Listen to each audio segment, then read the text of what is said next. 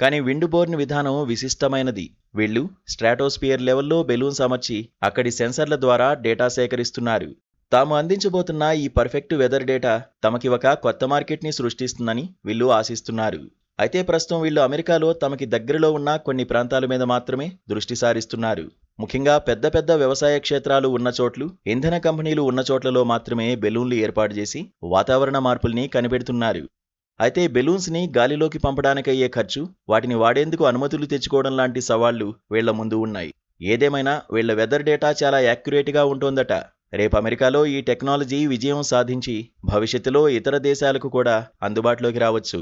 అప్పటిక వాతావరణ అంచనాలు ఇప్పటిలాగా తప్పుడు తడకలు కావు. ఆర్టిఫిషియల్ ఇంటెలిజెన్స్ టెక్నాలజీ కూడా జతకావడం వల్ల తుఫానుల్ని, వరదల్ని ముందుగానే కనిపెట్టగలం. అదే జరిగితే రైతులకి లాభాలు కలుగుతాయి, వ్యాపారులకి నష్టాలు తగ్గుతాయి. చూద్దాం ఈ టెక్నాలజీ ఎప్పటికి అందుబాటులోకి వస్తుందో.